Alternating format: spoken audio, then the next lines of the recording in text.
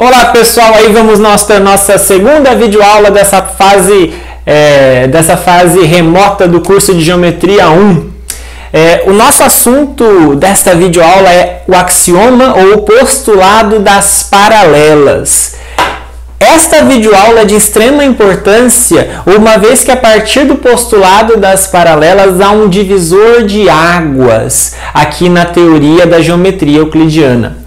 Sem o axioma das paralelas, sobre o qual nós vamos falar principalmente nessa aula, até então, até a aula passada, tudo o que nós falamos valia para qualquer tipo genérico de geometria. A partir de agora, a gente está especificamente no tipo de geometria chamado geometria euclidiana. Existem outros tipos de geometria, como a hiperbólica e riemanniana, que não assumem as mesmas coisas que nós vamos assumir já no começo desta aula. Então, tudo que eu falei até a aula passada, de certa forma, vale para qualquer tipo de geometria. E agora nós estamos entrando especificamente na chamada geometria euclidiana. A geometria euclidiana é aquela que assume como válido o postulado ou o axioma de Euclides, que é o que nós vamos falar, o primeiro resultado já desta aula, tá?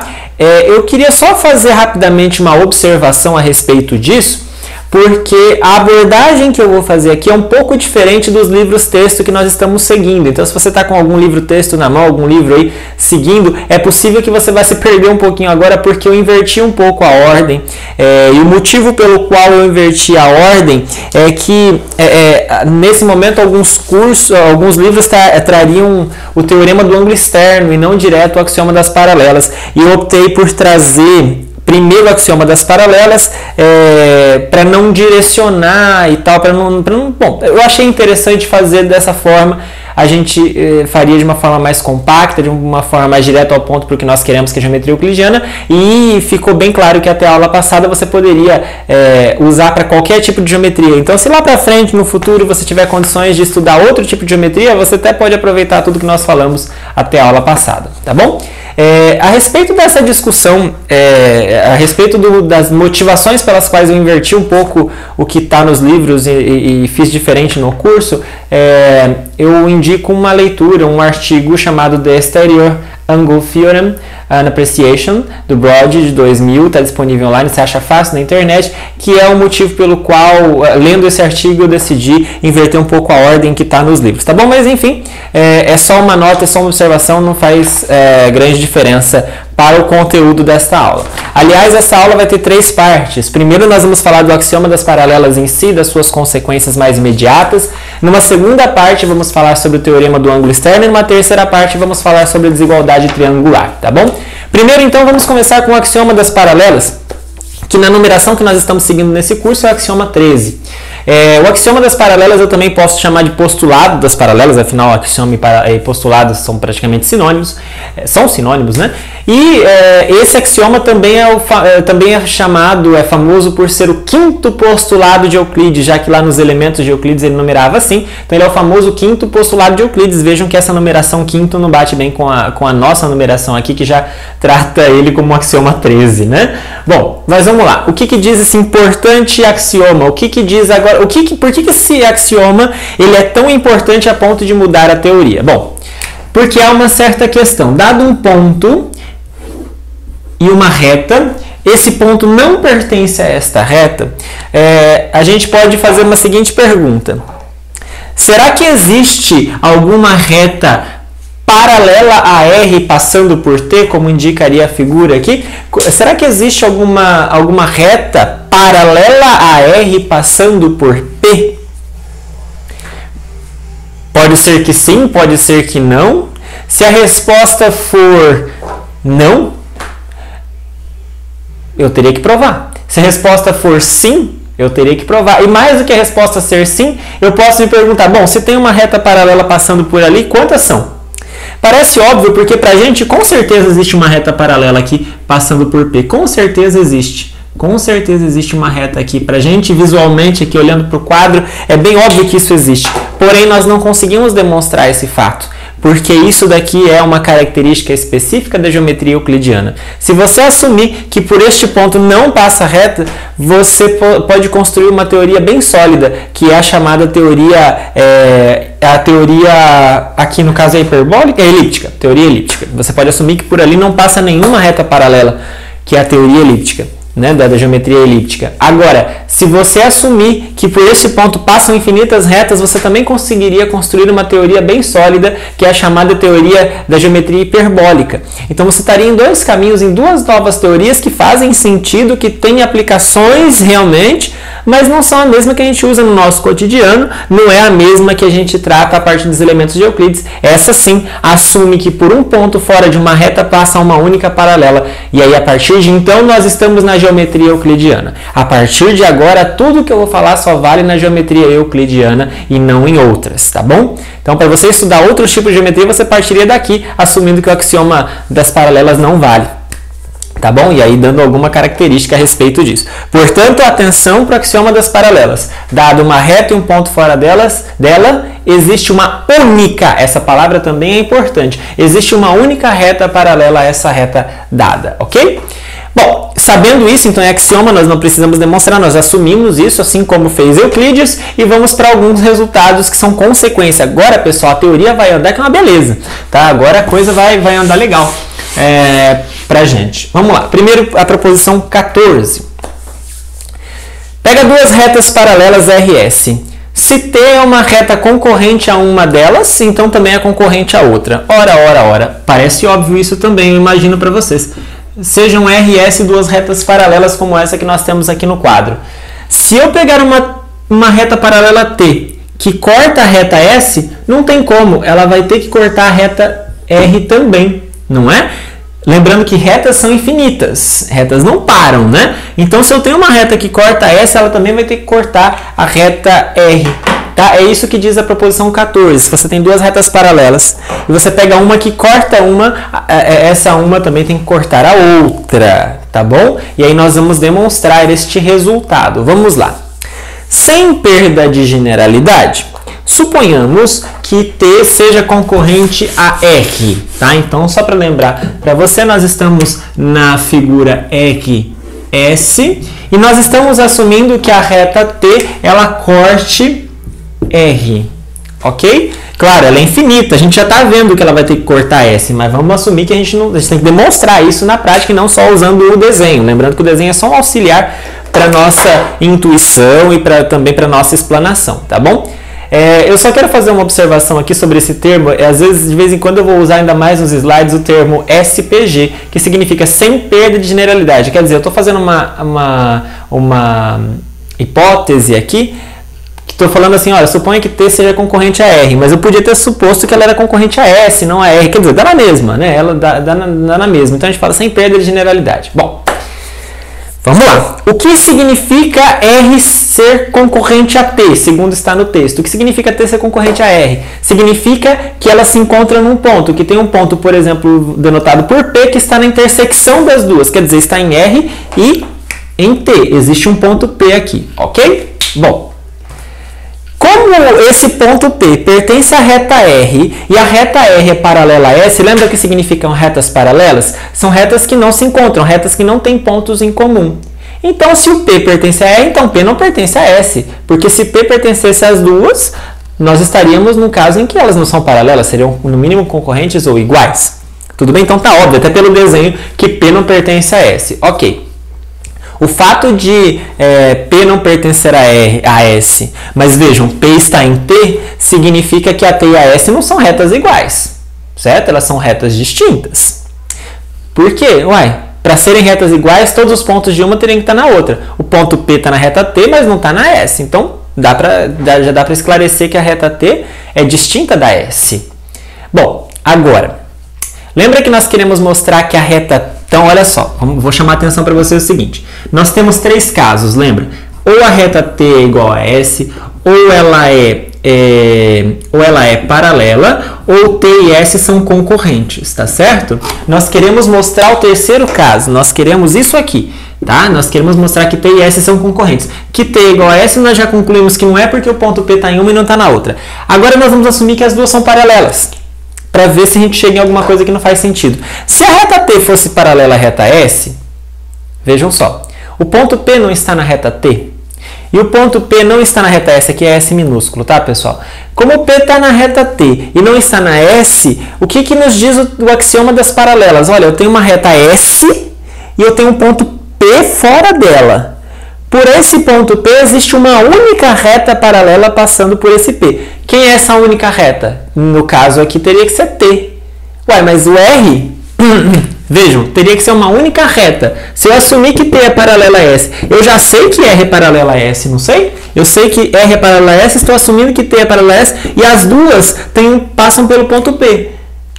Espera um pouquinho, mas o axioma das paralelas nos diz que por um ponto P fora da S existe uma única reta paralela passando por P e paralela a S, não é? Uma única. Poxa, então essas duas não são distintas, essas duas são as mesmas. Ah, então quer dizer que a R e a T seriam as mesmas retas? Não, não, não. Eu assumi que T é concorrente a R. Isso não faz sentido. Isso é, portanto, um absurdo. Tá bom? A gente chegou, assumindo que a T é paralela a S, a gente chegaria à conclusão de que R é igual a T. Também não faz sentido, né? Porque a R é concorrente a T. Conclusão. Só sobrou o terceiro caso. Não é igual, não é paralela, só sobrou o terceiro caso. T e S são concorrentes e, portanto, temos demonstrado o resultado da proposição 14. Legal, né? Bom. Isso, pessoal, nos mostra, então, que se você tem uma reta concorrente a uma, então ela é concorrente a outra também, essas duas que eu falei sendo paralelas. Pessoal, isso aqui nos dá margem a bastante coisa legal na teoria. Tá? Há bastante coisa legal na teoria, que é o seguinte, vamos caminhar para isso, primeiro falando sobre uma definição. Se você tem duas retas paralelas nessa situação, R e S, duas retas paralelas, ok? E uma terceira reta T, que é concorrente a uma delas, então que é concorrente a outra, segundo a proposição 14, não é? Então, essa reta que eu vou denominar por T é o que nós chamamos de transversal. Essa é a reta transversal a R e S. Bom, então tá aí o desenho que eu fiz na lousa, eu vou deixar ele aqui, mas vejam que vocês podem encontrar no slide também. Então, pega uma situação como essa, em que temos duas retas paralelas e T uma transversal. Vamos dar alguns nomes aqui. Vamos dar alguns nomes aqui para as coisas que nós temos. Se nós temos dois ângulos, vejam que, só para chamar a atenção de vocês, nós temos 8 ângulos formados nessa figura na intersecção entre T, R e S.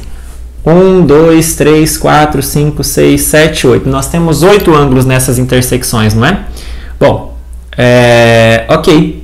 Então, sabendo disso, para a gente conversar melhor, eu vou estabelecer algumas definições, que é o que já começa aí nesse slide. Olha, se dois desses 8 ângulos que eu mostrei para vocês estão na parte de dentro, vamos pensar, quando eu falo interno, é aqui dentro, nessa faixa entre R e S, não para fora, né? Se temos dois ângulos que estão entre R e S, a gente fala que eles são internos. Então, por exemplo, esse ângulo com esse, eles são internos.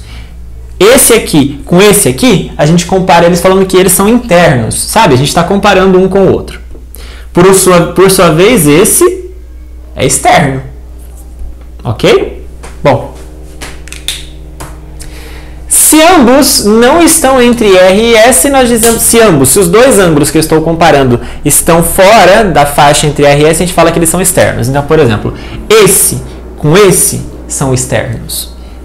Aquele lá em cima com esse aqui são externos. Ok? O que não é externo? Aquele é externo, ok. Mas ele com ele, eu não falo que eles dois aos pares são externos. Aquele é externo, esse não. Então, ao falar, eu não vou falar nada. Eu falo, olha, são dois ângulos, mas não são externos, nem mesmo internos. Os dois não estão dentro, os dois não estão fora, não é nenhuma coisa nem outra. Tá bom? Também em termos de nomenclatura, eu posso pensar assim, se dois ângulos estão à direita ou à esquerda, ou seja, do mesmo lado de T, a gente fala que eles são colaterais. Por exemplo, esse com esse são colaterais. Tá? Ou do lado de lá, né? Podia pensar assim, esse com esse são colaterais. Bom, por sua vez, se um está de um lado ou está do outro, tipo, esse está aqui, esse está aqui. Um está de cá, outro está de lá. A gente fala que eles são alternos, ok? E aí a gente pode combinar essas frases para dizer bastante coisa, que talvez você se lembre da escola, lá na sexta série, a professora falando esses nomes para vocês. Olha para a figura que tem no slide.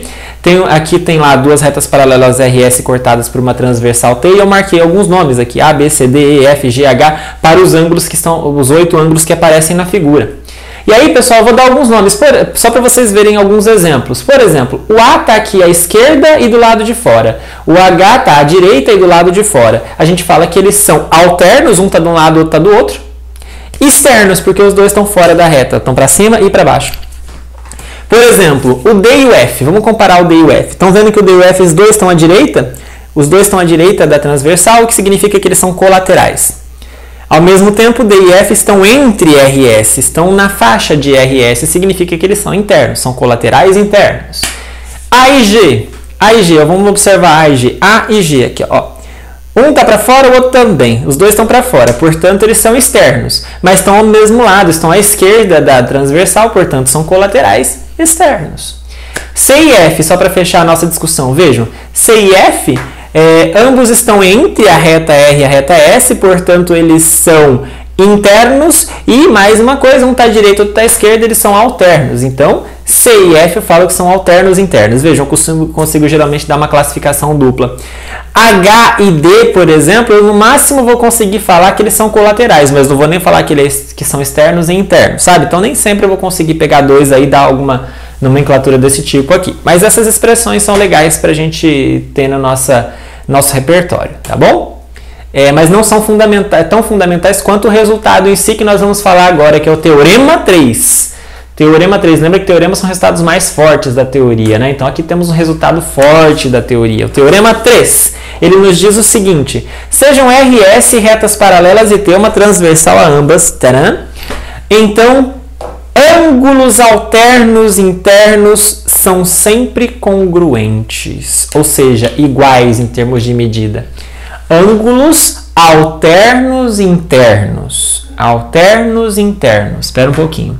Interno tem que estar na faixa entre RS, tem que estar aqui. Alterno, um do lado do outro. Então, por exemplo, esse e esse são alternos internos. O que esse resultado nos diz é que se aqui vale X, aqui também vale X. Ou esse. Esse com esse. Esse com esse. Um está à direita, outro está à esquerda. E os dois estão dentro da faixa RS. Então, esse é igual a esse. Ou seja, ângulos alternos internos são congruentes. É isso que está dito no Teorema 3, tá ok? Vamos demonstrá-lo, mas fique atento que esse resultado é extremamente importante, porque com isso a gente vai poder fazer muita coisa daqui para frente, tá bom? Então vamos lá. Vamos demonstrar esse teorema. Sejam alfa e beta as medidas de dois ângulos alternos internos. Então vamos fazer o seguinte, pessoal. Vou apagar aqui.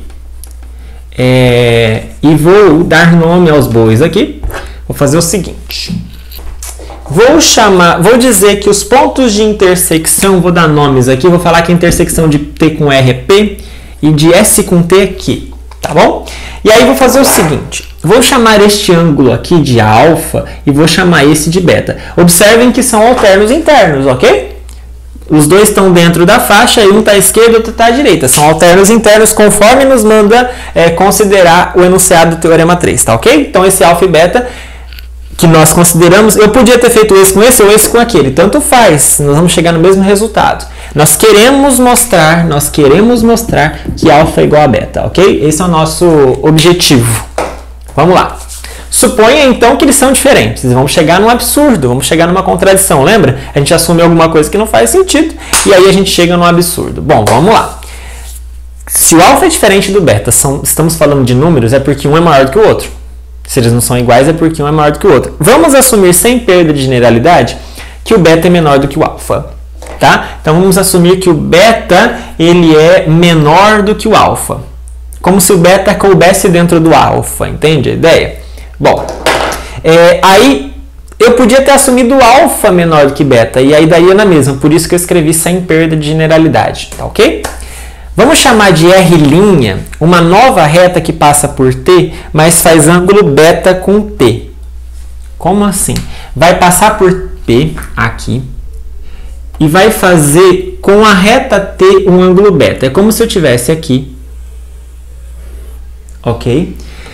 Eu criei uma nova reta que eu chamo de R', e o ângulo que ela faz aqui, ó, eu podia marcar aqui, vai ser difícil, vou marcar mais assim, ó. O ângulo aqui é beta.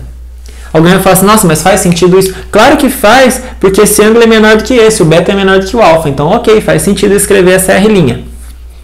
Tá ok? O que eu vou caminhar para acontecer? Vou chegar à conclusão de que essa R' e R teriam que ser as mesmas retas. Tá?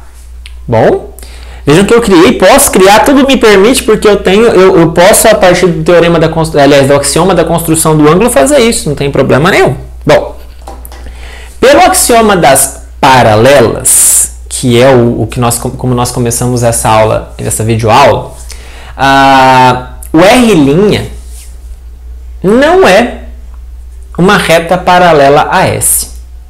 Por quê? O que o axioma das paralelas nos diz? Dado uma reta S e um ponto P fora dela, por este ponto passa uma única reta paralela a S. Qual seria essa? A R.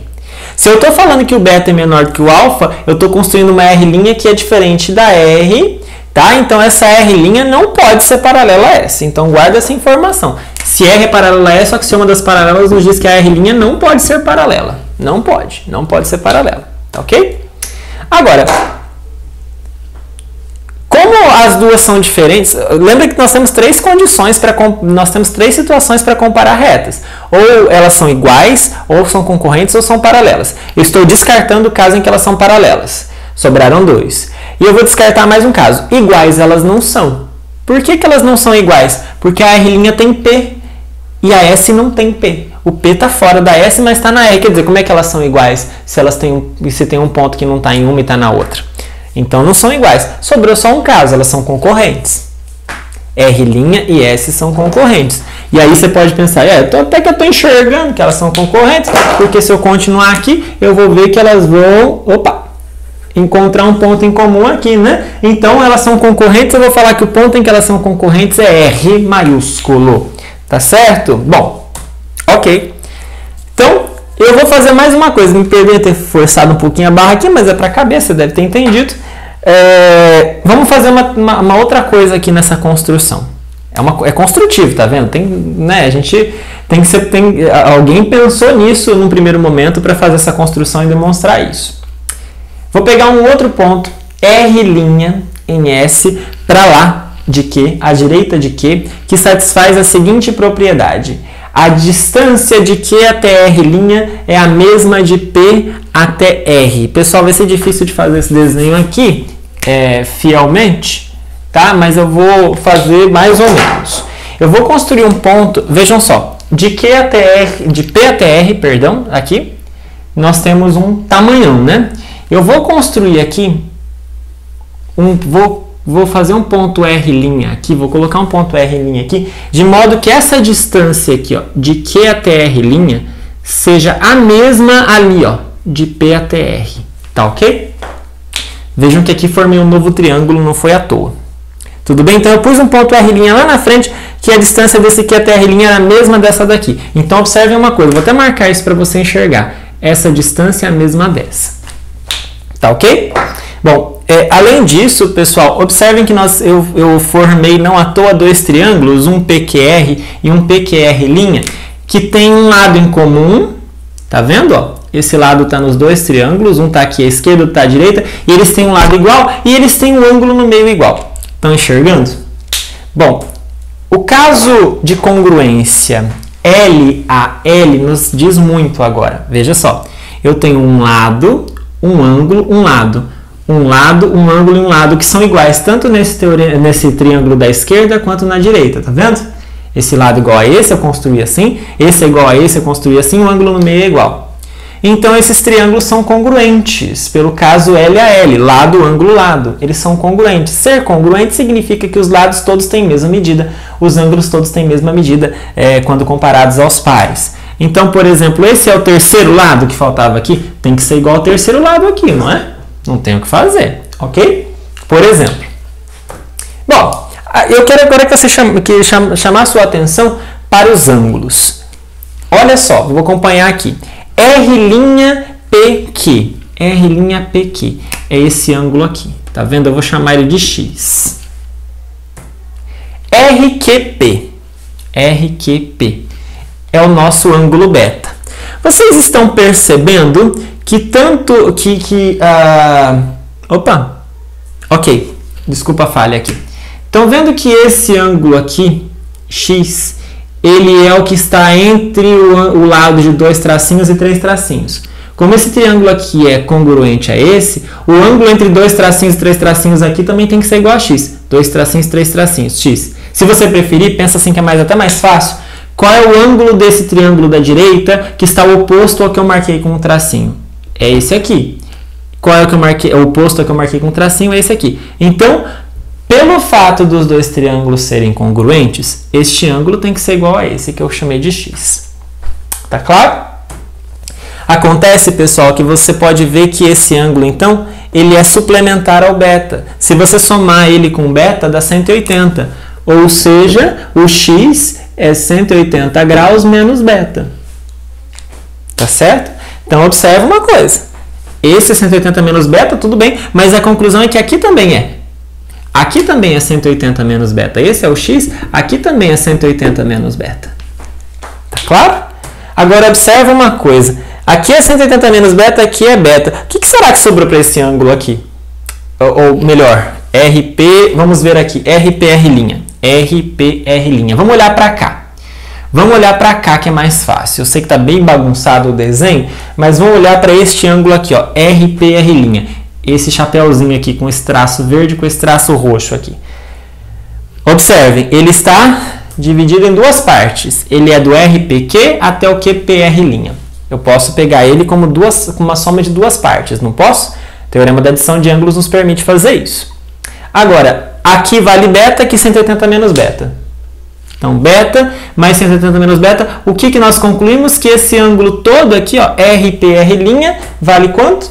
180. Corta o beta com menos beta. Nós chegamos à conclusão, agora eu vou bagunçar o desenho de vez, que esse ângulo todo é 180. Daqui até aqui é tudo 180.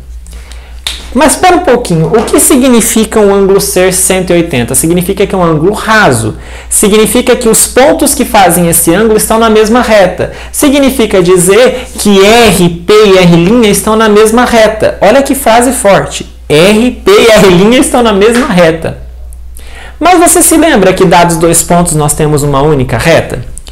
R e R' estão na reta S. Se P está na mesma reta de R e R', então P na verdade está em S. P está em S. Absurdo. Você está vendo no desenho que é absurdo, mas eu estou te dizendo com argumentos também de que é absurdo. Se o P, o R e o R' estivessem alinhados, o P estaria em S. Afinal de contas, R e R' é a reta S. Estão na reta S, que é única, segundo os primeiros axiomas da nossa teoria. R e R' formam a reta S.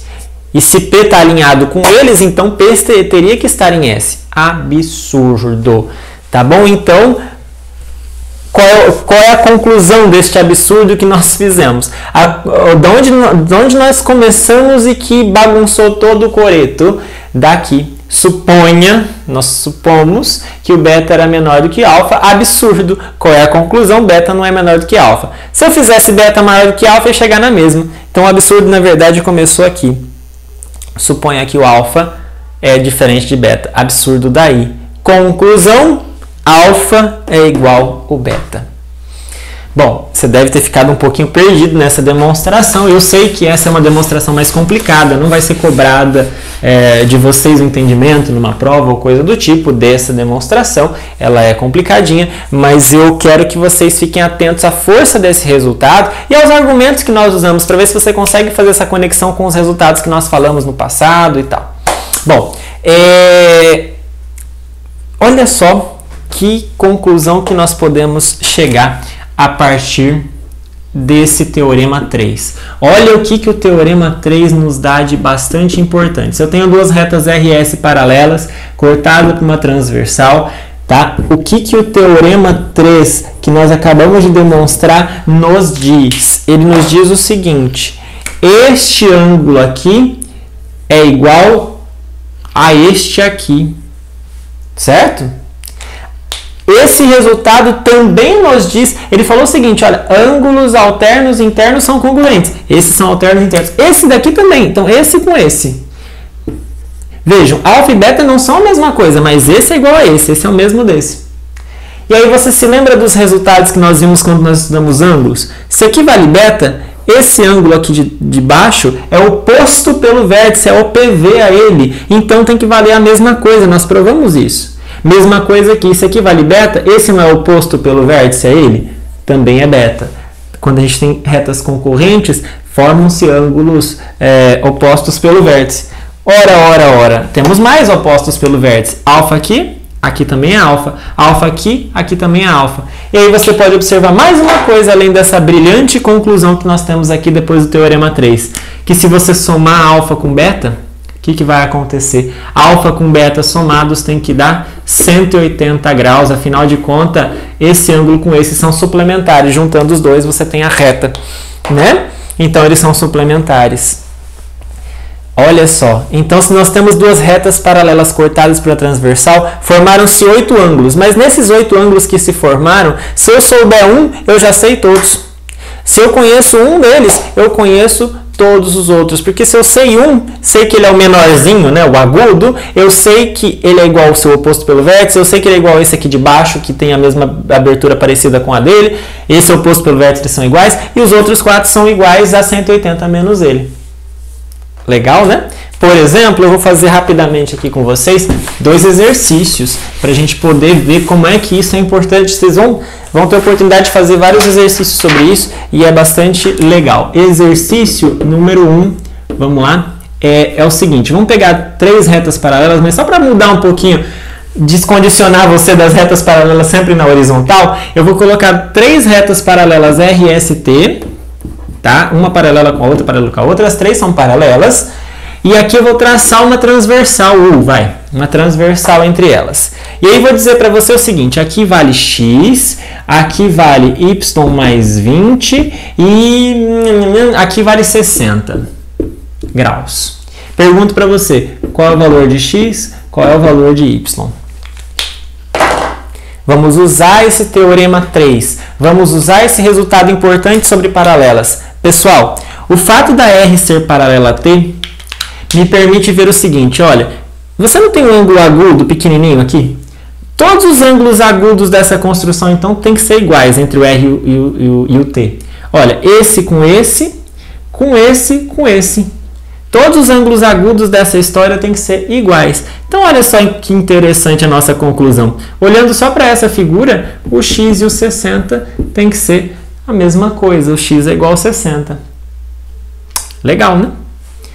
Bom, alguém pode falar assim, por que você não olhou para S? Podia olhar também, podia olhar para S. Vamos olhar a R com a E. Vamos olhar a S com a T, mais fácil. A S com a T. Esse Y mais 20 é obtuso, né? Tá vendo que ele é maior do que 90. Claro, então ele tem que ser igual a esse, tem que ser igual a esse e tem que ser igual a esse. Então você podia pensar, tá, então quer dizer que aqui também é Y mais 20. Sim, aqui também é Y mais 20. E aí, olhando para a figura, pessoal, olha só, esses dois ângulos não são suplementares. Se você somar y mais 20 com 60, isso não tem que dar 180? E aí você soma 20 com 60 dá 80, joga para lá, vai negativo. Ao resolver essa conta, isso aqui vai dar 100 graus. Portanto, o x vale 60 graus e o y vale 100 graus. Pronto. Viram mais ou menos a confusão que eu fiz? Não sei se você já tentou fazer esse exercício sozinho, quando eu comecei, podia ter pausado o vídeo para fazer isso, mas vejam só, quando você tem retas paralelas cortadas por uma mesma transversal, os ângulos agudos da história são todos iguais, os ângulos obtusos da história são todos iguais. Se for um ângulo reto, todo mundo igual a todo mundo. Tá bom? Mais um exercíciozinho aqui. Simplesinho dessa história, vamos fazer um exercício 2. Vamos fazer um exercício 2 aqui na história. Esse exercício 2 é da FCC, que é uma banca de concursos e tal, Fundação Carlos Chagas. E aí tem um desenho, que é o seguinte, deixa eu fazer o desenho aqui rapidinho. Aqui nós temos duas retas RS que são paralelas, e aí tem um X aqui assim, tem um X aqui. E aí, nesse x tem algumas informações. Tem uma informação de que aqui vale 20 graus, tem uma informação de que aqui vale 70, tem uma informação de que aqui chama x, é uma variável x, e que aqui é y, ok? E aí a pergunta é, obviamente, quanto vale x, quanto vale y, tá bom? Bom, pessoal, lembra do que eu acabei de falar. Temos retas RS paralelas. E olha para uma das transversais. Pensa nessa transversal, por exemplo, primeiro. Todos os ângulos agudos que aparecerem são iguais. Então, esse agudo, esse agudo, esse agudo, esse agudo, são todos iguais. Ora, ora, ora. Então, já sei que esse é igual àquele? Y é igual a 20. Simples, né? Se eu quisesse, não foi perguntado, mas se eu quisesse esse ângulo aqui, que é o obtuso, eu podia ter conseguido também, né? É o que falta para 180, ou seja, 160. Não foi perguntado, mas eu sei, né? Agora vamos olhar para outra transversal, essa daqui. De novo, todos os ângulos agudos são iguais, todos os obtusos são iguais. Então tá bom. Esse agudo é igual a esse agudo, que é igual a esse agudo, que é esse agudo. Certo? Então todo mundo vale 70. Aqui vale 70, aqui vale 70, aqui vale 70. E aí você pode ver como é que você vai conseguir chegar à conclusão do valor do x facilmente, não é? Porque olha só, se você juntar o x com 70, eles formam um ângulo raso. Portanto, x mais 70 dá 180. Isola o 70, joga para lá, ele vai negativo. Então, você vai chegar à conclusão de que o x vale 110 graus. X vale 110, y vale 20. Concluímos este exercício. Ok? Legal, né? Mais legal do que isso, você não sabe o que vem agora. Corolário. Corolário. Pessoal, olha só que legal este resultado. Você já conhece de outros carnavais, mas precisou do axioma das paralelas. Precisou desses resultados todos para nós chegarmos nele. Ele é uma consequência do teorema 3. Corolário, lembra? Consequência de um teorema de uma proposição. Nesse caso, do teorema 3. A soma das medidas dos ângulos internos de um triângulo qualquer é 180. Oba! Você já sabia disso, né? A soma das medidas, se você tem um triângulo, e você soma este ângulo com esse, os três ângulos internos de um triângulo, essa soma tem que dar 180. Olha que legal! Eu só provei esse resultado depois do axioma das paralelas. Vai depender do axioma das paralelas. Isso tem que te deixar atento a uma coisa. Esse resultado só vale na geometria euclidiana. Se eu tiver em outros tipos de geometria, hiperbólica, elíptica, esse resultado não vai valer. Aliás, é algo bem curioso, tá? Bem curioso. Vale a pena pensar em outros tipos de geometria para ver o que acontece em outras geometrias, tá? Talvez uma busca rápida no Wikipedia já vai te ajudar. Bom, essa é só curiosidade. Então, olha só, a soma das medidas dos ângulos internos de um triângulo qualquer é 180. Vamos demonstrar, porque essa demonstração é gostosinha de fazer, e essa, inclusive, é uma que eu poderia cobrar dos alunos em prova ou coisa do tipo. Seja ABC um triângulo, então vamos pegar um triângulo qualquer aqui. ABC, vamos fazer um triângulo ABC aqui. Vou chamar aqui de A, vou chamar aqui de B, vou chamar aqui de C. E R, a reta paralela ABC passando por A. Pessoal, olha só. BC não é uma reta? E o que nos diz o axioma das paralelas? Dada uma reta e um ponto A fora dela, existe uma única reta ali, que eu vou chamar de R, passando por A e paralela a ABC. Ok? Ela é única e existe.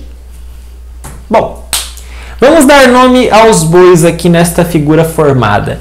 BAC eu vou chamar de alfa, tá bom? ABC eu vou chamar de beta e ACB eu vou chamar de gama, essa letra aqui, gama. Pessoal, teorema 3 que nós acabamos de demonstrar antes dos exercícios. O que ele nos diz? Olha só, olha para a reta AB. A reta AB, ela não é transversal a essas duas paralelas ABC e AR? Então, o teorema 3 nos diz o seguinte: todos os ângulos agudos nessa intersecção, veja só, esquece essa, tá? Ó, esquece essa daqui por enquanto. Olha só para essa com as duas paralelas. Todos os ângulos agudos que você encontrar tem que ser iguais, olha só. Então aqui tem que ser igual aqui. E vamos olhar para cá. Olha para os agudos entre... Atenção, pessoal. Essa com essa. Quais são os agudos que você encontra? Aqui e aqui. Pessoal, o que eu quero... Vou usar apenas o seguinte. Beta com beta. Não são alternos internos? Eles são congruentes. Aqui vale beta. É o que eu estava dizendo para vocês. Os ângulos agudos nessa formação aqui tem que ser todos iguais. Bom, mas agora... Dá uma olhadinha na outra, esquece essa agora e olha para essa transversal aqui. Olha para essa transversal aqui, tá? Com as duas paralelas. De novo, todos os ângulos agudos têm que ser iguais. O gama é agudo, aqui vale gama também. Quem mais? Aqui vale gama também. Ok? Todos os agudos são iguais a gama. Isso é o suficiente, isso é o que eu queria, isso já resolveu o meu problema. Pessoal, dá uma olhadinha aqui, ó. Dá uma ampliada aqui, ó. Gama, alfa e beta. Juntar os três, o que acontece? Juntar os três, nós temos a reta R. Juntando os três, nós temos que alfa mais beta mais gama é a medida do ângulo raso. É 180 graus. Quem que era alfa, beta e gama mesmo?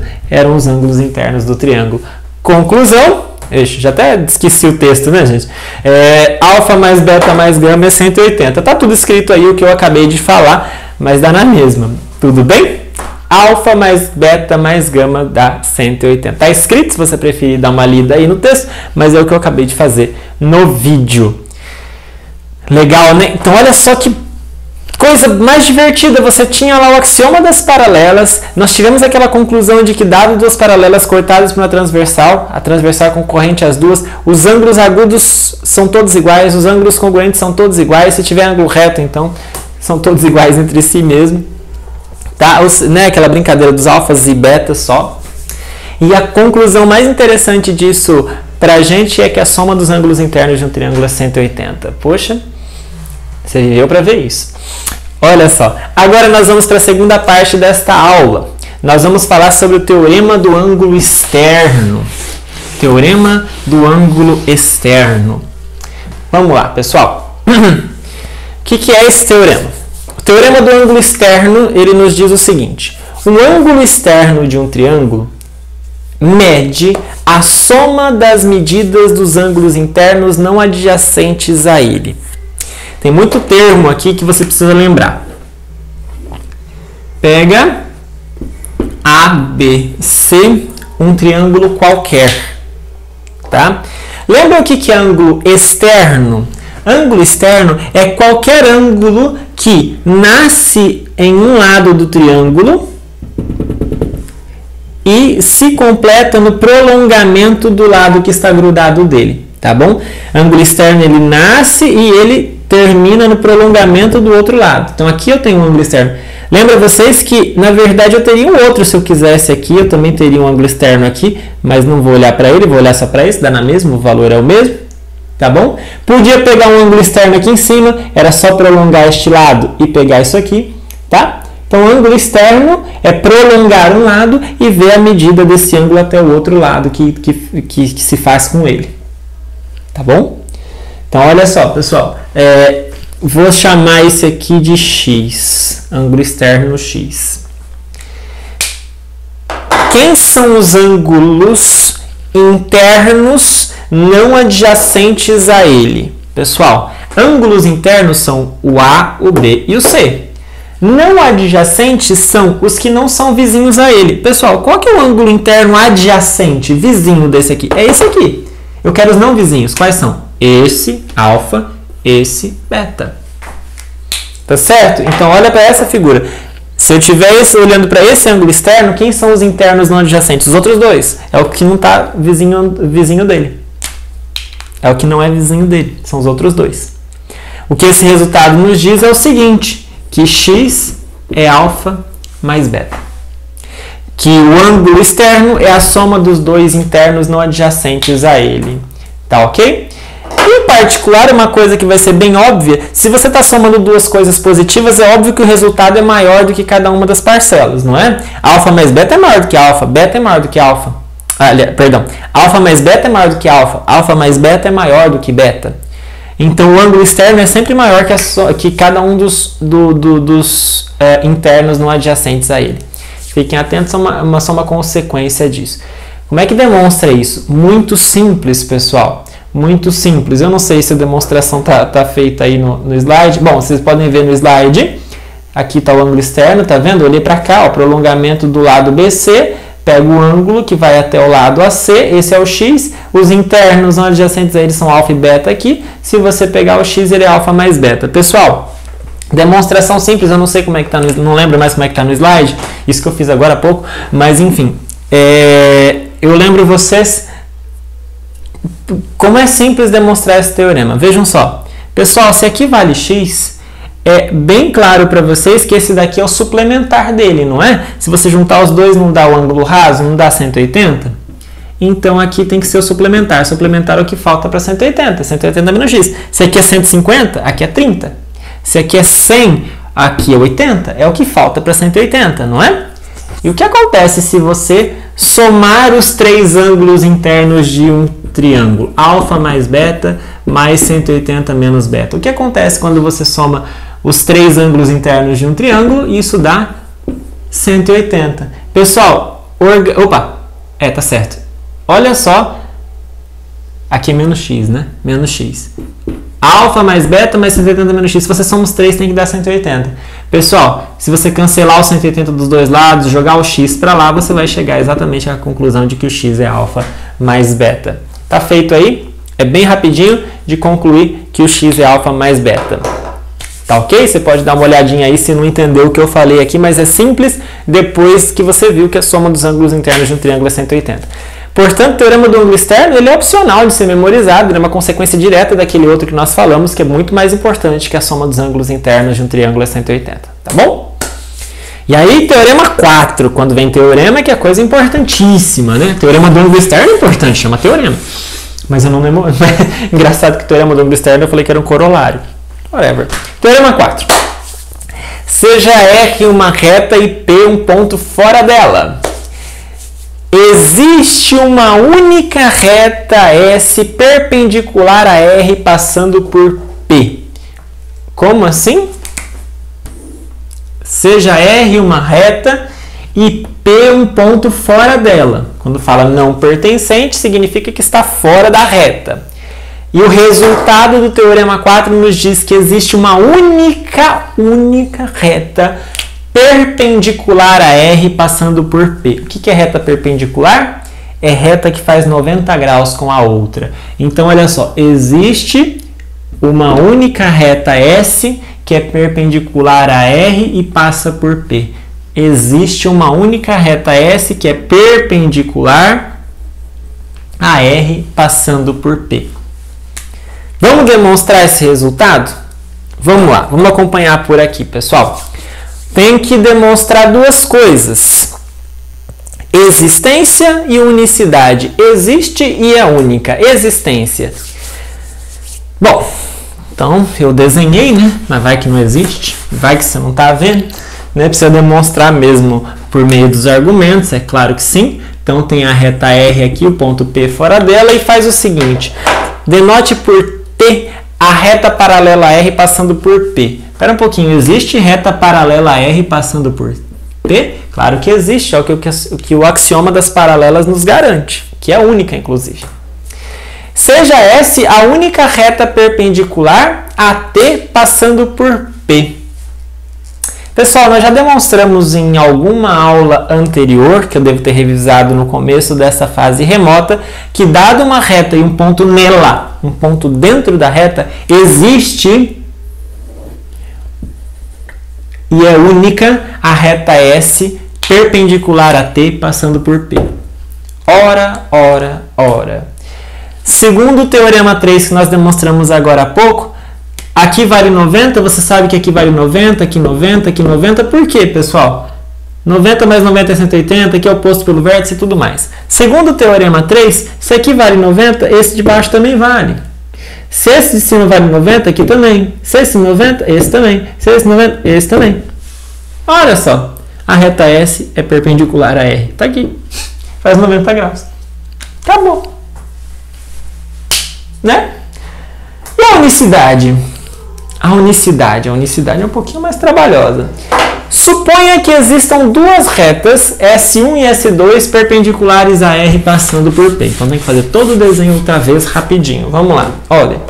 Pega aqui, então temos a reta R, temos o ponto P fora dela. Suponha que tenha uma aqui, que eu chamei de S1. Suponha que tenha outra, que eu vou chamar de S2. Tem duas retas perpendiculares a R. Opa, aqui eu pus paralelo, desculpa. Esquece o que eu falei, gente.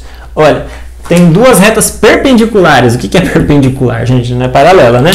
Perpendiculares, ou seja, vai ficar bem estranho o desenho, tá? Suponha que aqui faz 90 e aqui também. Ok? Essa é a reta S1, essa é S2, e suponha que as duas são perpendiculares a R. É muito estranho fazer isso, você está obviamente vendo que isso não é reto. Mas suponha que pode. Aí, pessoal, pelo teorema 3, claro, esses dois ângulos aqui valem 90 graus. Por quê? Porque são retos, tá bom? Mas eu quero... Não sei que eu... Tem alguma confusão aqui no texto, mas vamos lá. Bom, na verdade não tem. Eu posso usar o teorema 3, mas aqui eu vou me permitir fazer uma coisa diferente. Está escrito aí no teorema 3, mas eu vou fazer uma coisinha diferente. Pessoal, não formou um triângulo? Não tem um ângulo X aqui no meio? A soma dos ângulos internos de um triângulo não tem que dar 180? X mais 90 mais 90. 90 mais 90 é 180. Que número que somado a 180 dá 180? 0. Ah, 0 grau. Quando duas retas fazem 0 grau, é porque as duas são iguais. S1 é igual a S2. Ok? Melhor assim do que o que está escrito no teorema. Legal, né? Bom, então, lembre-se. A gente já tinha demonstrado em aulas passadas que, dado uma reta e um ponto nela, existe uma única reta perpendicular passando por aquele ponto. Agora eu fui um pouquinho além. Dado uma reta e um ponto fora, existe também e é a única reta que passa por ali. Ok? Bom, vamos para uma definição então, sabendo disso. Se você tiver uma reta R e um ponto P fora dela, existe uma única reta S que passa por P e é perpendicular a R. Está aqui, essa reta em vermelho. Tá bom? A intersecção disso, são concorrentes, claro, faz 90 graus. A intersecção eu vou chamar de pé da perpendicular em R. Esse ponto aqui, pessoal, olha, é a intersecção da reta vermelha, da reta perpendicular a R com a reta R. A gente chama de pé da perpendicular de R em S. Pé da perpendicular. Faz sentido, né? Essa é a perpendicular, esse aqui é o pezinho dela. E aí a gente até costuma denotar por projeção, proje de P em R. O ponto P está aqui, é como se eu tivesse refletido ele aqui embaixo, aqui é a projeção do P em R. A gente denota assim. Esse ponto aqui, que eu chamei de ponto A, é a projeção de P, é proje de P em R. É o pé da perpendicular, proje de P em R. É o pé da perpendicular do ponto P lá na reta R, através da única perpendicular que passa por ali. Outra definição, agora para triângulos.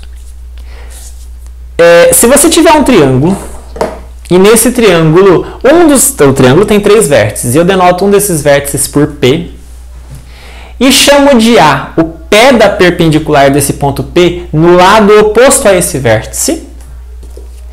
Então, pessoal, eu tenho o que a gente chama de altura de um triângulo. Então, olha para as figuras. Olha para a figura da esquerda primeiro. Você está vendo um triângulo qualquer aqui e um ponto P, que é um dos 3 vértices do triângulo. Podia ser esse, podia ser o da esquerda, o da direita, tanto faz. Eu peguei esse aqui em cima, que é mais fácil para enxergar.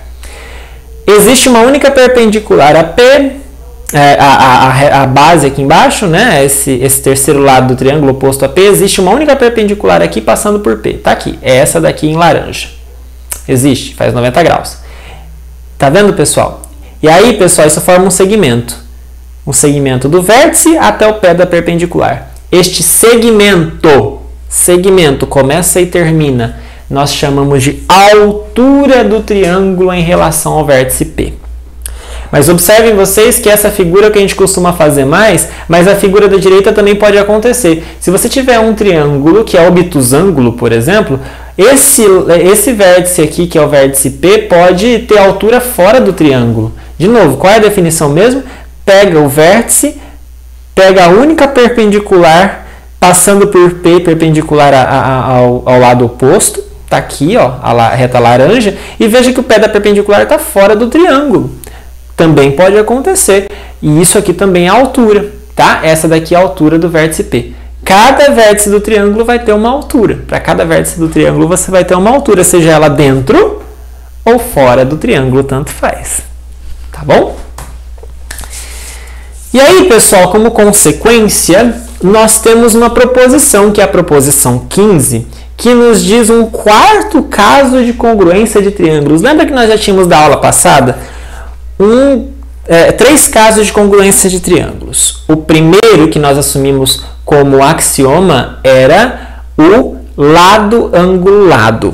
Depois nós demonstramos o ângulo lado-ângulo e por fim nós demonstramos o lado lado-lado. Nós usamos bastante congruência de triângulos. E agora eu estou enunciando para você um quarto caso de congruência de triângulos. Só estou demonstrando agora porque só faz sentido fazer isso depois do axioma das paralelas. Tá bom? Proposição 15. Se você tem dois triângulos ABC e DF, então vou fazer rapidinho aqui, só para a gente poder enxergar. Um triângulo aqui, ó, ABC, e um outro aqui que eu vou chamar de DEF. E vamos supor que os lados AB e DE sejam iguais. Um daqui é igual a um dali. Vamos supor que o ângulo A é igual ao ângulo D. E vamos supor também que o ângulo C é igual ao ângulo F. Estão vendo? Eu consigo fazer um caminho. Lado, ângulo, ângulo. Lado, ângulo, ângulo. Achei um lado aqui que é igual a um dali, um ângulo daqui que é igual a um dali, um ângulo daqui que é igual a um dali. Nessa ordem. Lado, ângulo, ângulo. Ok? Quando isso acontecer, na geometria euclidiana, eu posso concluir que os dois triângulos são congruentes. Os dois triângulos são... Eu não sei se eu estava denotando assim agora ou assim. Me perdoem, mas whatever. Tanto faz de alguma forma a anotação. Acho que era assim que eu estava fazendo, né? Esse símbolo aqui, então, acho que não faz sentido para a anotação que eu estou usando. Eu não lembro mais se era assim ou se era assim que eu estava usando a anotação. Tem hora que eu uso de um jeito, hora que eu uso do outro, me perdoe. Mas são congruentes, vamos dizer assim. Os dois triângulos são congruentes. Senão seria caso de congruência, né? A demonstração, pessoal, eu vou deixar aqui na tela. É muito simples de fazer. É muito simples, porque você vê, se você tem dois lados iguais, o terceiro também é igual. E aí você pode usar o caso ângulo lado ângulo, ângulo lado ângulo, para verificar que os dois triângulos são iguais. Não vou entrar em detalhes, mas é bem essa a ideia, tá bom? O terceiro ângulo tem que ser igual por conta da soma dos ângulos internos de um triângulo 60/80, não tem como.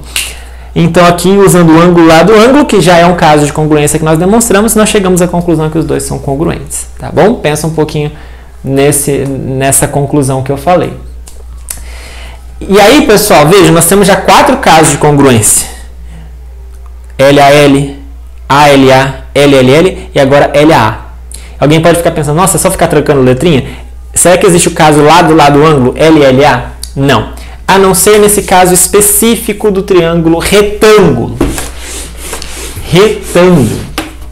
Que diz o seguinte, é o teorema 5, também chamado de teorema da hipotenusa e do cateto. Se você tiver dois triângulos ABC e DF que são retângulos, ABC, triângulo retângulo, tem um ângulo de 90. Tem um ângulo de 90, então tá aqui, vamos lá. Deixa eu ver se eu coloquei na ordem. Bom, não vai fazer diferença. ABC, D, E, F. Ok? Vamos por assim.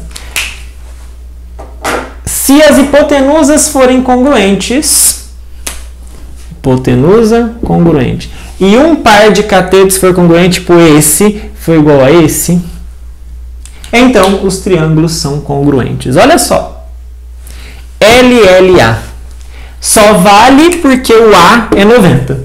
Então pensa assim, não é que não vale o caso LLA, só vale o caso LL90, né? Lado 90. Ou seja, se você tiver dois triângulos que tem a hipotenusa igual e um cateto igual, não tem como esses triângulos são exatamente os mesmos. Claro, triângulos retângulos são os mesmos. Tem hipotenusa igual e um par de catetos igual, não tem como esses triângulos são iguais, ou seja, congruentes, tá bom? Também é simples de demonstrar, bom, não tão simples quanto o teorema ou a proposição anterior, um pouquinho só mais de detalhes, mas vale a pena você tentar fazê-la, dá uma olhadinha aí, mas a demonstração consta para você.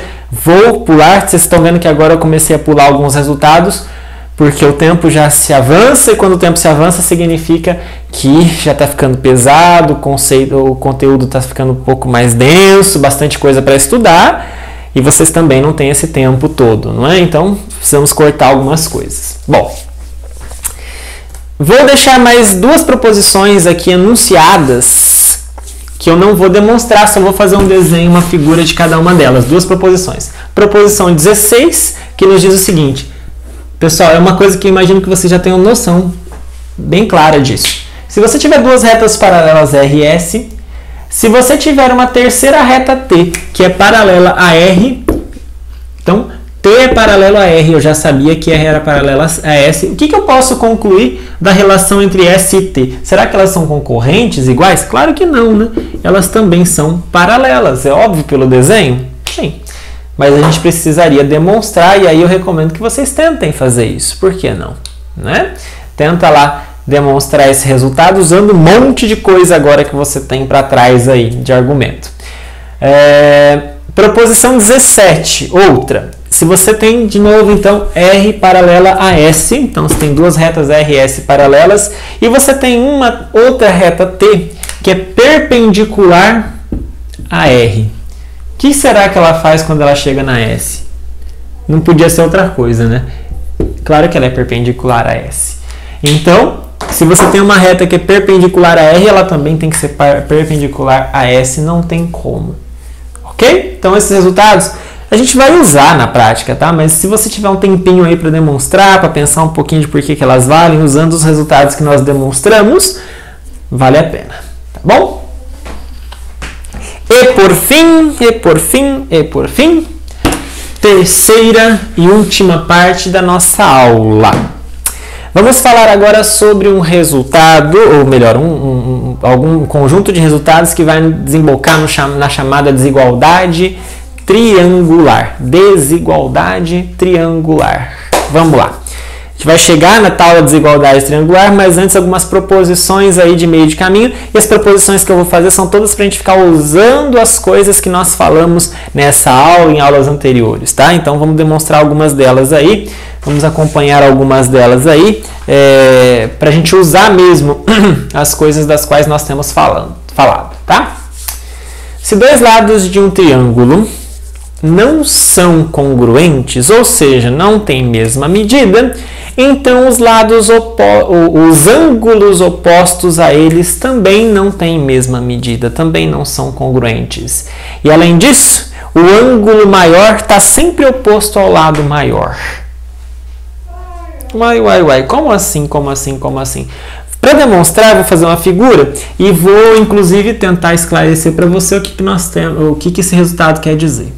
Tá? Então, vou fazer uma figura aqui, deixa eu só colar aqui para não fazer besteira na hora de escrever os nomes, A, B e C.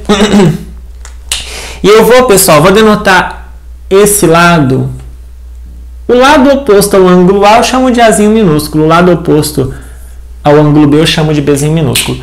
Se o A é maior do que B, como você pode perceber pela figura, se o A é maior do que B, o lado Azinho é maior do que o lado Bzinho, o que você pode concluir dos ângulos opostos a ele? Que o ângulo A é maior do que o ângulo Bzinho. Tá vendo? Que a abertura do A é maior do que a abertura do B. É isso que esse resultado está nos falando. Em resumo desse enunciado da proposição 18 diz o seguinte: se o A é maior do que o B, o ângulo oposto a ele é maior do que o ângulo oposto a ele. Pessoal, me permitam usar isso aqui entre aspas, né? Isso aqui não deveria usar assim, deveria escrever medida e tal, mas só para a gente entender rapidinho o que isso significa. Tá? Então, denotando assim, lado A oposto ao vértice A, lado B oposto ao vértice B. Então, se esse é maior do que aquele, o ângulo oposto a esse é maior do que o ângulo oposto àquele. É bem óbvio olhando para a figura, não é? Olhando para a figura, você percebe que essa abertura é maior do que essa. Tá? E essa proposição nos permite demonstrar essas coisas. Então, vamos lá.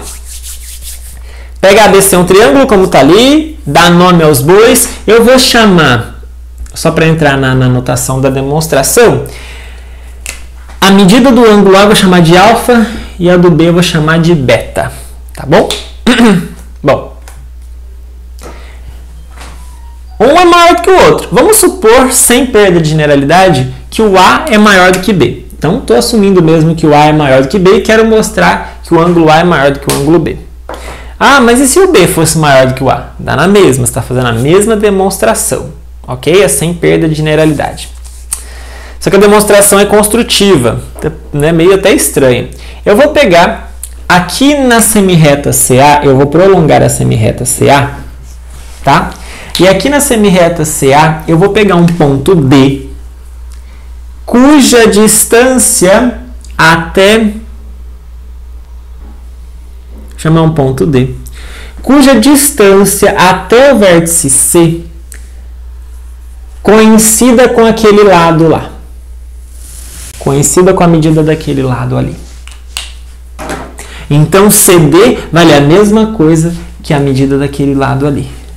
Tá claro? Vejam, o A é maior do que o B. Então, é claro que eu tenho que passar um pouco do B para achar o tamanho de A. E aí, bom, fui vendo, e isso dá um ponto D aqui na frente. Ok? Bom, tá bom. Agora, observa uma coisa. O triângulo CDB. Vamos ver o triângulo CDB. Para isso, eu preciso completar o desenho aqui. Ó. CDB. Ó. CDB. Tá vendo esse triângulo CDB? Ele é isósceles. Mas por que ele é isósceles? Uai. CD é igual a CB. Tem dois lados iguais, então ele é isósceles. O que nós sabemos sobre triângulos isósceles mesmo? Que além dos lados serem iguais, que essa é a definição, mas os ângulos da base são iguais. Então, CDB, esse aqui, é igual a este aqui. Os ângulos da base são iguais. Tá? Então, tudo isso aqui, não é só o beta não, tá? É tudo isso aqui, daqui até aqui, daqui até aqui são iguais. Afinal de contas, nós temos um triângulo isósceles. Aqui A e aqui é claro que aqui tem que ser igual aos ângulos, ok? Essa é a propriedade da aula passada, de uma das aulas passadas, tá bom? Bom, agora, observe que o ângulo CDB, ele é maior do que o beta. CDB, por quê? Ué, porque o CDB é igual a esse. Alguém tem dúvida que ele é maior que o beta? Não, né? CDB, a medida dele é maior que a do beta, é claro, né? Ele é maior do que o beta porque a gente está vendo aqui, mas ele também está aqui. Ok? Então ele é maior do que o beta mesmo. Agora, lembra de uma das consequências do teorema do ângulo externo que nós falamos? Olha para o triângulo DAB. Olha aqui para esse triângulo DAB. O que o alfa é desse triângulo? O que o alfa é desse triângulo? Ângulo externo. Olha, prolongou o lado, ele é ângulo externo do triângulo. E lembra que nós falamos que o ângulo externo é a soma dos dois não adjacentes? E aí, em particular, nós chegamos à conclusão que o alfa é maior do que os dois ângulos internos não adjacentes. Ele é maior. O alfa é maior, por exemplo, do que o CDB. A medida, né? Do CDB. Mas o CDB é maior do que o beta? Opa! Alfa é maior do que beta. Pronto. Alfa é maior do que beta. Ai, que legal! Precisa fazer uma volta toda no universo para ver uma coisa que estava óbvia no desenho. No desenho é uma coisa. Demonstrar usando os resultados é outra. Portanto, pessoal, conclusão dessa proposição. Você tem um triângulo em que um dos lados é maior do que o outro, então o ângulo oposto ao primeiro é maior do que o ângulo oposto ao segundo. Ângulos opostos a lados de tamanhos diferentes são diferentes, o maior é oposto ao maior, o menor é oposto ao menor. Proposição 19 diz quase a mesma coisa. Quase. lados opostos a ângulos não congruentes de um triângulo são não congruentes. Em particular, o lado maior é oposto ao ângulo maior. Parece a mesma coisa, né? Mas mudou a nossa referência. Agora eu tenho um triângulo e eu sei que nesse triângulo esse ângulo é maior do que esse. Então, se eu chamar esse de alfa e esse de beta, eu estou supondo que o alfa é maior do que o beta. Bom, o alfa é oposto ao lado A, o beta é oposto ao lado B, o maior ângulo é alfa, então o maior lado é o oposto a alfa. É simples, tá vendo, pessoal? Lado maior sempre oposto ao ângulo maior. É sempre assim. Lado menor sempre oposto ao ângulo menor. Sempre assim. Alguém vai falar assim, mas não é exatamente o que nós demonstramos na proposição 18? Não. Na proposição 18 nós dissemos que se um lado é maior do que o outro, os ângulos opostos são maiores. Nós mostramos assim. A maior do que B implica alfa maior do que beta. Aqui é o contrário.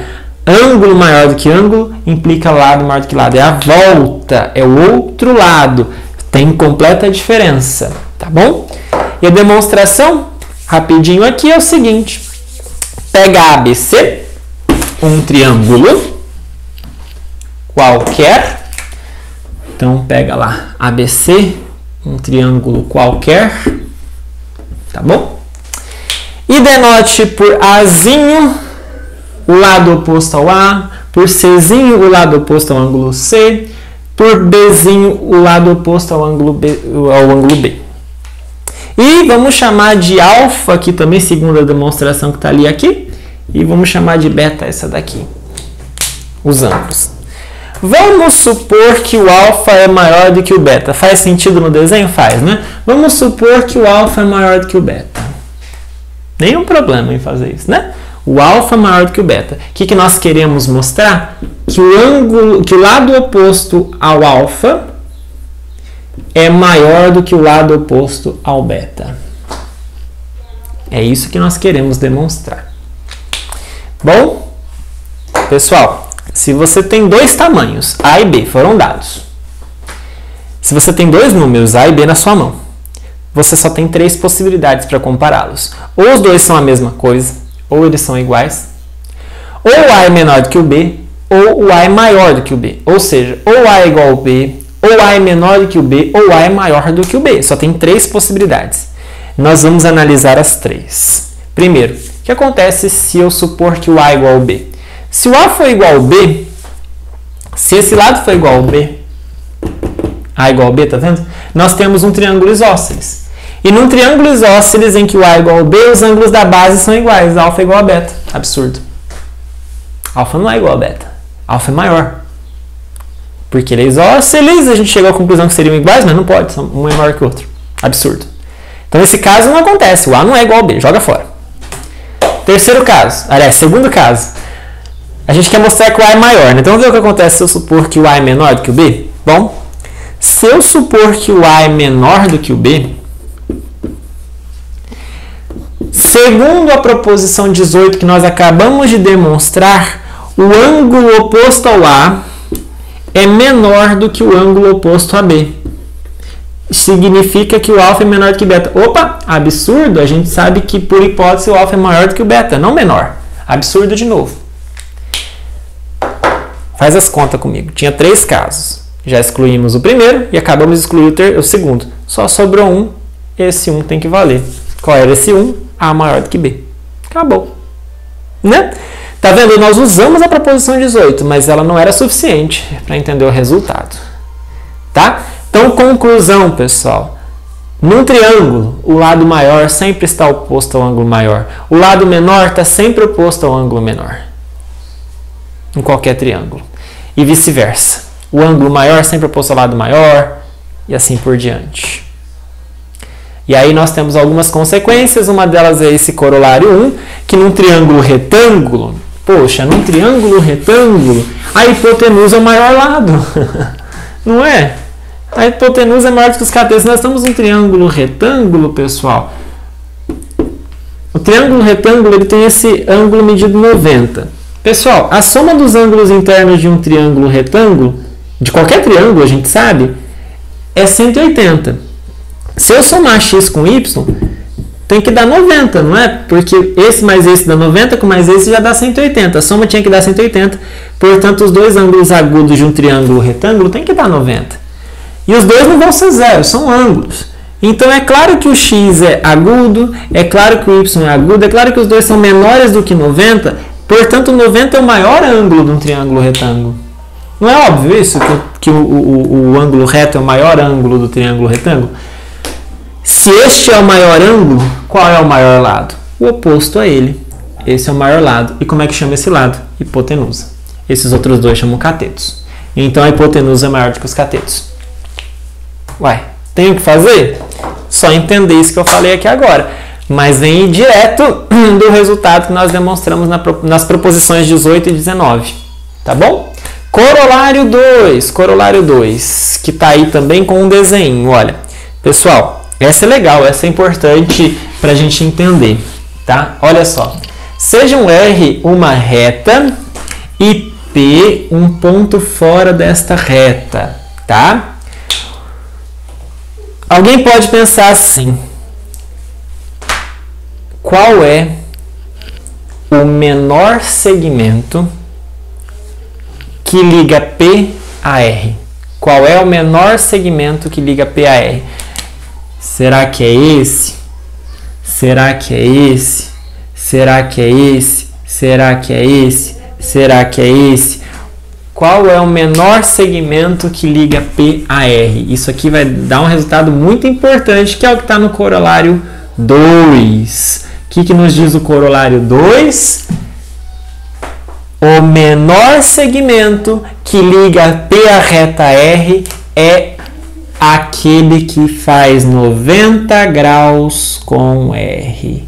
Esse daqui é o menor segmento que liga P a um ponto X na reta R. É o menor, não tem outro que seja menor do que esse. Porque à medida em que você vai andando para lá, se você pegar um ponto X mais à direita, pouquinho que seja, você já vai ver que este lado é maior. Como assim? Por que isso? Uai, consequência do corolário 1. Pessoal, olha para essa figura que eu acabei de fazer. Ficou torto, né? Olha para essa figura que eu acabei de fazer. O que aconteceria se esse, vou chamar de y, o que aconteceria se o PY fosse maior do que o PX? Pessoal, o PY, aliás, se o PY fosse menor, né? Eu quero menor. O que aconteceria se o PY fosse menor do que o PX? Eu estaria em contradição com o que eu acabei de falar no corolário 1. O PY é a hipotenusa desse triângulo retângulo aqui. Não é? A hipotenusa não é o maior lado do triângulo. O PY não é maior do que o PX? PY é maior do que o PX. Ok, pessoal? Então, qual é a conclusão que nós tiramos daqui? Que o menor segmento de um ponto fora de uma reta até um ponto na reta é a perpendicular. Está contido na reta perpendicular. Certo? Qualquer outro segmento, tipo esses em azul, são maiores. E a conclusão vem do corolário 1. Você pode usar o corolário 1 para demonstrar. A demonstração está aí. Ó. Pega A como sendo o pé da perpendicular de P em R, ou seja, a projeção de P em R. Se você pegar um ponto X que está fora deste ponto, tipo esse daqui, você vai chegar à conclusão que PX é maior do que PA por conta do corolário 1, já que PX é a hipotenusa de um triângulo retângulo. E aí, então, você chega à conclusão que para ser o menor tem que ser exatamente essa daqui. Não tem como você pegar um outro X que sempre vai ter segmento, a medida do segmento sempre vai ser maior do que o segmento em vermelho. Ok, pessoal? Espero que tenha ficado claro essa noção, esses resultados todos que nós falamos, as duas proposições e os dois corolários. E aí, pessoal, sabendo isso que eu acabei de falar, que o menor segmento que liga um ponto fora de uma reta a essa reta é a perpendicular, é o que liga o ponto até o pé da perpendicular, então nós temos uma definição legal para fazer aqui. Seja R uma reta e P um ponto. Não falei se está na reta ou não está. Nós definimos a distância do ponto P à reta R Distância, olha só, distância de ponto a ponto nós já sabíamos. Distância de ponto a ponto é pegar e medir. É quase que das primeiras aulas, né? Nós discutimos bastante. Agora, qual que é a distância de um ponto a uma reta? O que é isso? Qual é esse conceito? Nós chamamos de distância de ponto a reta exatamente o tamanho desse menor segmento possível entre as duas. Ou seja, vou fazer aqui, pessoal, um desenho. Eu falei para vocês que tinha uma reta e um ponto. Só que eu não falei se esse ponto estava ou não estava na reta. O que acontece se esse ponto estiver na reta? Pessoal, qual é a distância de um ponto que está na reta à própria reta? Pessoal, qual é a distância de uma pessoa à sua própria casa quando ela está dentro da casa? Ela está dentro da casa, já chegou, não tem distância nenhuma, é zero, né? Então a distância de ponto a reta, quando o P está em cima da reta, é zero, por definição, mas você pode ver por quê, é zero. Mas, se o ponto P está fora da reta, a distância desse ponto até a reta é exatamente o tamanho do segmento que liga P ao pé da perpendicular a R. Ou seja, está lá o desenho, ó. Está aqui o ponto P, está aqui o ponto A, que é o pé da perpendicular de P até R. A gente acabou de demonstrar no corolário 2 que esse é o menor segmento que liga o ponto P até a reta R, esse segmento vermelho. E então, ele é, por definição, a distância de P até R. Tá? Então, vejam. Lembra disso. Você vai usar isso bastante em muita coisa daqui para frente no seu curso. Qual é a distância de um ponto P a uma reta R? É a menor distância de P até ela. Ou seja, até um ponto dela. É a menor distância. É a distância dela até o pé da sua perpendicular. Se ela estiver fora, se ela estiver dentro, a distância é zero. Guarde essa definição. Distância de ponto a reta. E aí, pessoal, finalmente, então, nós chegamos no famoso teorema da desigualdade triangular, que é o teorema 6. O teorema da desigualdade triangular, ele fala o que de importante para a gente? Ele fala que a soma dos comprimentos de dois lados quaisquer de um triângulo é maior do que o comprimento do terceiro. Ou seja, pessoal, olha para essa figura aí. Temos um triângulo com lados medindo Azinho, Bzinho, Czinho, ok? Então, o que esse teorema da desigualdade triangular nos diz é o seguinte, ele nos diz que se você somar A com B, tem que ser maior do que C. Se você somar A com C, tem que ser maior do que B. Perdão, menor. Pessoal, tá errado aqui. Não, maior, tá certo. Desculpa a falha aqui. É maior mesmo, eu tô olhando, eu vi uma coisa aqui e falei outra. Na verdade, aqui tem um erro de símbolo, tá? Não é menor, é maior, tá? É sempre maior, não faz sentido. Observa A com B.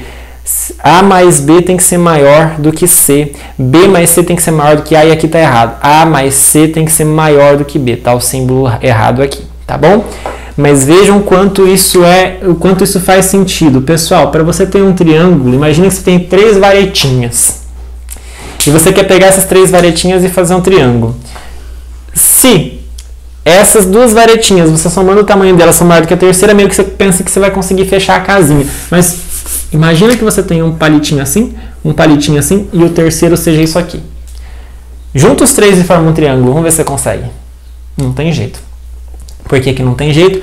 Porque se você somar o tamanho desses 2, dá menor do que o terceiro, não dá maior. Então não dá para você fechar a casinha. No máximo que você conseguir fazer um negócio assim, né? Aí não é triângulo. Entendeu? Então, o que o teorema da desigualdade triangular, importante para a definição de triângulos, nos diz é que, dados 3 tamanhos, A, B e C, que formam, então, só vão formar um triângulo se a soma de 2 deles for maior do que do terceiro. É isso que está dito aí no teorema da desigualdade triangular. E vamos demonstrar rapidinho para fechar os resultados dessa aula. Então, pega lá ABC um triângulo. Vou fazer aqui a figurinha para a gente entender. Seja ABC um triângulo. Está aqui, ABC. E vamos denotar aqui o lado oposto a A por Azinho, lado oposto ao C por Czinho, lado oposto a B por Bzinho, tá bom? Ok.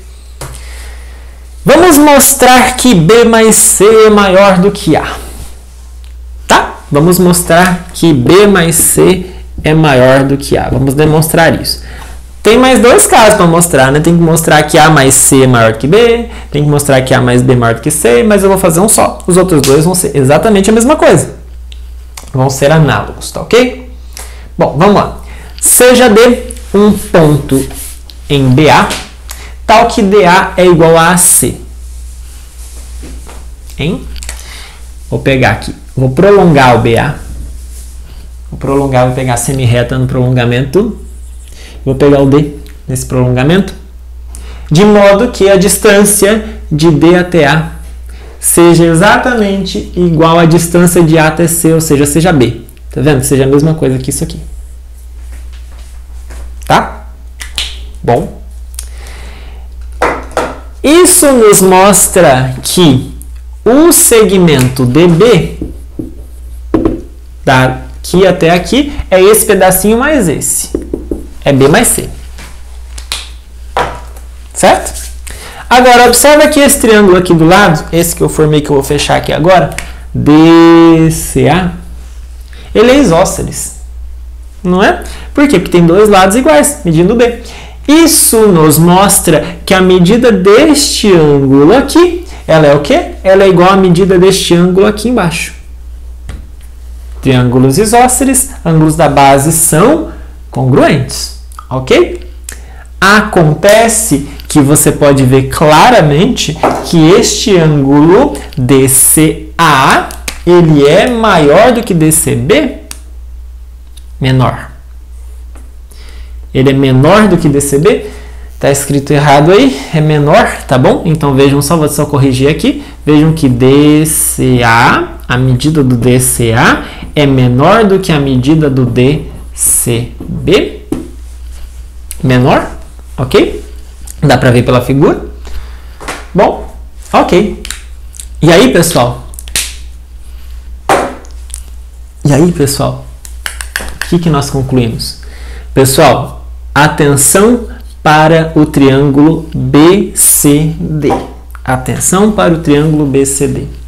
Atenção.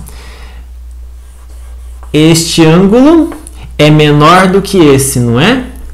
Então, dos resultados que nós vimos agora há pouco, lados opostos o lado oposto desse é menor do que o lado oposto a esse. Quem que é o lado oposto a esse? A. Tem que ser menor do que o lado oposto a esse. Quem é o lado oposto a esse? B mais C. B mais C é maior do que A. Opa, era o que eu queria. Viram que legal?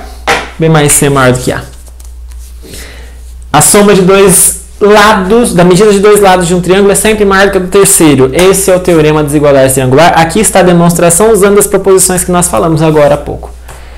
Por exemplo, imagine que você tenha três palitinhos. Um mede 3 centímetros, outro mede 5 centímetros e o outro mede 7 centímetros. Você consegue, com esses três palitinhos, construir triângulos com lados de medidas iguais a 3, 5 e 7? Será que dá para construir um triângulo assim? 3, 5 e 7? Sim, vai ser possível caso aquela propriedade que nós acabamos de fazer da desigualdade triangular valha. Ou seja, 3 mais 5 é maior do que 7? Sim. 3 mais 7 é maior do que 5? 3 mais 7 é 10, maior do que 5? É. O que falta aqui? 5 mais 7. 5 mais 7 é maior do que 3? 5 mais 7 é 12, maior do que 3? É. Pronto. Valem as três, não vale? Então quer dizer que eu posso construir sim um triângulo com essas três medidas. Sim. Dá para fazer com 3, 5 e 9? Será que eu consigo construir um triângulo com medidas 3, 5 e 9? Pessoal, só de olhar para o desenho aqui, você já deve perceber que isso não vai rolar. Mas eu vou mostrar para vocês com isso que eu acabei de falar. Se fosse possível fazer isso, o que nos diz o teorema da desigualdade triangular? Nos diz que 3 mais 5 teria que ser maior do que 9. Quanto que é 3 mais 5? 8. 8 é maior do que 9? Não. Falhou. 8 não é maior do que 9. Então não dá para isso aqui formar um triângulo. Não dá para formar um triângulo. Tá certo? E aí observa, pessoal, claro, 3 centímetros com 5 centímetros, se eu somasse, daria 8. Como é que eu consigo fazer essa figura, né? Fazer a cabaninha já diminui um pouco o tamanho. Não tem como isso encaixar no 9. 9 está muito grande para 3 e 5. Tá bom? Então, pessoal, com isso, nós terminamos essa super aula. Essa aula, quando eu falo super no sentido de grande, de bastante extensa, de bastante conteúdo, com 3 longas partes, começando de uma fundamental para o prosseguimento do nosso curso, que é o axioma das paralelas. E aí um monte de consequências do axioma das paralelas, que é a soma dos ângulos internos de um triângulo é 180, aquela brincadeirinha que você tem 2 paralelas e a transversal você tem aqueles ângulos 4 iguais a um, 4 iguais a outro, e aí nós fomos tirando um monte de resultados durante esta aula, teorema do ângulo externo e assim por diante. Todos esses resultados fazem parte do seu repertório daqui em diante, tá bom? Então, bons estudos e até a próxima aula!